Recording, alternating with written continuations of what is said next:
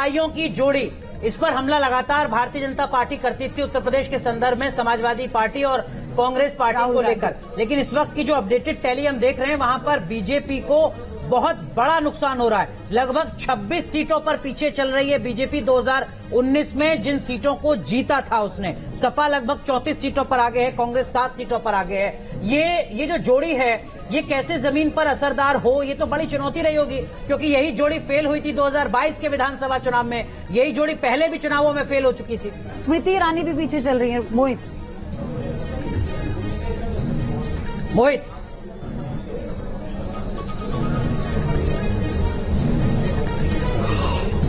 जी बिल्कुल, सवाल एक बार फिर से दोहराइए। ये दो भाइयों की जोड़ी ने किस तरीके से कमाल कर दिखाया यूपी में, इसकी संभावना थी क्या? आपने भी यूपी की कई लोकसभा सीटों को कवर किया है।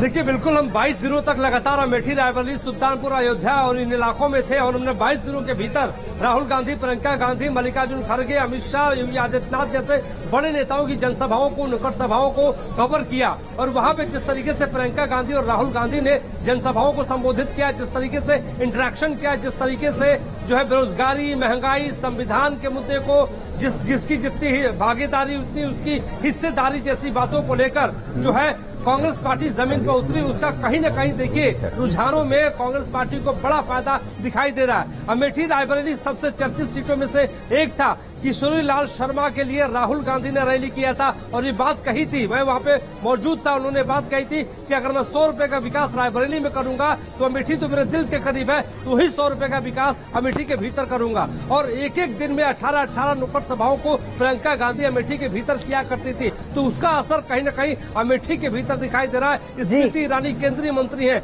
जो वहां से लगातार दूसरी बार चुनाव लड़ रही थी, वो इस बार पीछे चल रही है। तो इससे कहा जा सकता है कि बेहतरीन प्रदर्शन की ओर महागठबंधन जो है उत्तर प्रदेश के भीतर जो है वो दिखाई दे रहा है। दो लड़कों की जोड़ी का जो नारा था 2017 में, 19 में, वो कहीं न कहीं फेल हुआ था, लेकिन दो लड़कों की जोड़ी इस बार हम ये कहें कि दो लड़कों की जोड़ी और लड़की। ठीक है, आरपी सिंह भी हमारे साथ बीजेपी से जुड़ गए हैं, उनके पास चले। लेकिन राहुल सर, आपसे एक सवाल है मेरा, इसी को आगे बढ़ाते हुए हम अगर विधानसभा की तरफ एक बार फिर से जाएं तो वो जो रैंप वॉक की गई थी दोनों लड़कों की तरफ से और बाद में बीजेपी ने एक परसेप्शन क्रिएट किया कि ये दो लड़के हैं, कुछ कर नहीं पाएंगे उत्तर प्रदेश में, और रिजल्ट के बाद फिर उनका मजाक भी बना। क्या ये उतने सालों की मेहनत हम कह सकते हैं और वो स्ट्रैटेजी की परिपक्वता की पहचान है ये जो इस वक्त हम अब देख रहे हैं रुझानों में?